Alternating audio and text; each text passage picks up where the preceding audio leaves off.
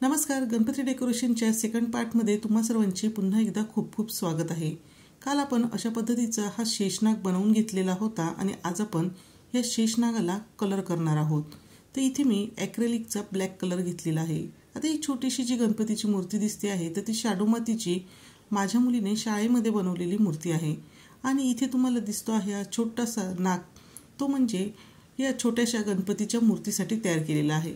माझ्या मुलीचा हट्ट होता की तिला सुद्धा तिच्या गणपतीच्या मूर्तीसाठी असाच शेषनाग हवा आहे. त्यासाठी आम्ही असा छोटासा हा शेषनाग इथे बनवलेला आहे. आणि सर्वात अगोदर तिच्या ह्या शेषनागाला कलर देण्याचे काम चालू आहे. आणि आता आपला जो मूळ शेषनाग तयार केलेला आहे तर त्याला कलर करायचा आहे. तर सर्वात आधी इथे आम्ही पेपर हे पसरवून घेतलेले आहे आणि त्यानंतर हा शेषनाग त्यावर ठेवलेला आहे. म्हणजे कलरचे डाग वगैरे फरचीवर पडणार नाही आणि फरची खराब होणार नाही. त्यानंतर कलरचा ब्रश घेतलेला आहे आणि एका वाटीमध्ये पाणी आणि एका वाटीमध्ये ॲक्रेलिकचा ब्लॅक कलर घेतलेला आहे. आणि पाण्यामध्ये फक्त ब्रश आपल्याला ओला करून घ्यायचा आहे आणि त्यानंतर ॲक्रेलिकचा जो कलर आहे तर त्यामध्ये ब्रश बुडवून अशा पद्धतीने कलर करून घ्यायचा आहे. आता माझ्या हातात जो ब्रश आहे तर तो मोठ्या साईजचा ब्रश आहे.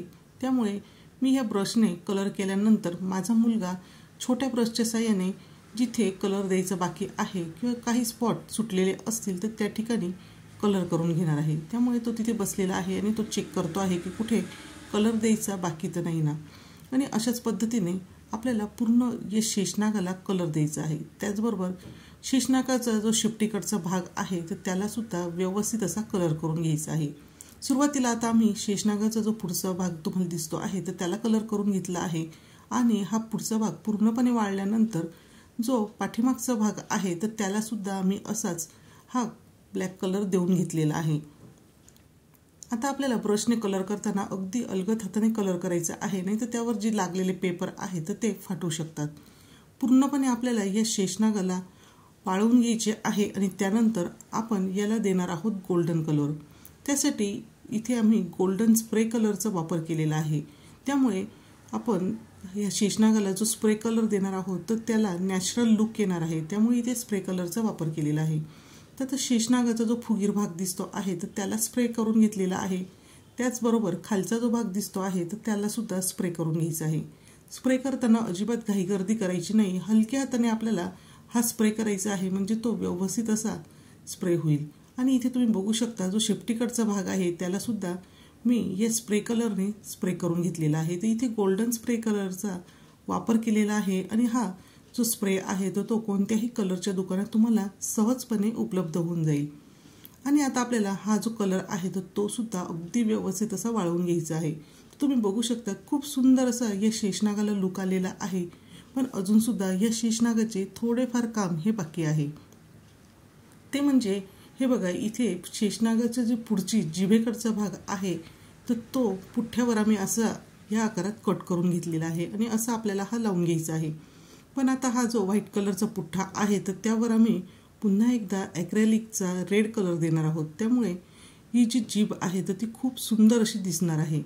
आणि कलर केल्यानंतर फेविकॉलच्या साहाय्याने आपल्याला हे शेषनागाला हे चिकटवून घ्यायचे आहे. तर हलक्या हाताने आपल्याला दाब द्यायचा आहे म्हणजे ही जी पुढची जीभ आहे तर ती अगदी व्यवस्थित अशी चिकटली जाईल. तर हे बघा, खूप सुंदर असं हा शेषनाग दिसतो आहे. आता आपल्याला सर्वात शेवटी ह्या शेषनागाला डोळे हे लावून घ्यायचे आहे. आणि अशा पद्धतीचा लुक या शेषनागाला इथे आलेला आहे. सर्वात शेवटी इथे शेषनागाला कुंदनचे डोळे लावून घेतलेले आहे. तर हे कुंदनचे अशा पद्धतीचे पॅकेट मला मिळालेले आहे. तर रेड कलरचे कुंदन इथे मी डोळे म्हणून लावलेले आहे. तर कुंदन हे लावताना फेविकॉलचा इथे वापर केलेला आहे. फेविकॉलच्या साहाय्याने हे कुंदन अगदी पटकन असे चिकटून जातात. आणि सर्वात शेवटी इथे तुम्ही बघू शकतात की अशा पद्धतीचा आपला हा शेषनाग इथे तयार झालेला आहे. आता शेषनाग फक्त भिंतीला जर लावला तर त्याचा लुक छान येणार नाही. त्यासाठी आम्ही एक बॅनर प्रिंट करून आणलेले आहे. तुम्हाला आवडेल तशा पद्धतीचं सीन तुम्ही या शेषनागाच्या पाठीमागे लावू शकतात अथवा ड्रॉइंगसुद्धा तुम्ही इथे करून घेऊ शकता.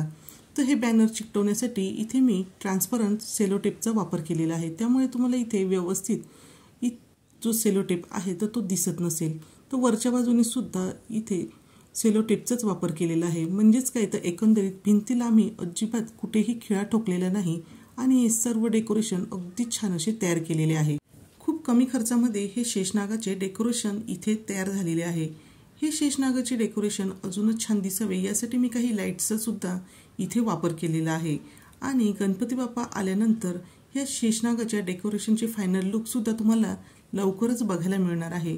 तोपर्यंत आजचा हा शेअर केलेला व्हिडिओ तुम्हाला कसा वाटला हे मला कमेंट करून नक्कीच सांगा. आणि व्हिडिओ जर आवडला असेल तर व्हिडिओला लाईक करा, शेअर करा आणि चॅनलवर नवीन असाल तर चॅनलला सबस्क्राईब करायला अजिबात विसरू नका. कारण की मी तुमच्यासोबत अशीच काही नवनवीन व्हिडिओ घेऊन येणार आहे आणि त्याचा तुम्हाला नक्कीच फायदा होणार आहे. तुम्हा सर्वांना गणेश चतुर्थीच्या खूप खूप शुभेच्छा. पुन्हा भेटूया असेच एका छानशा आणि नवीन व्हिडिओसोबत.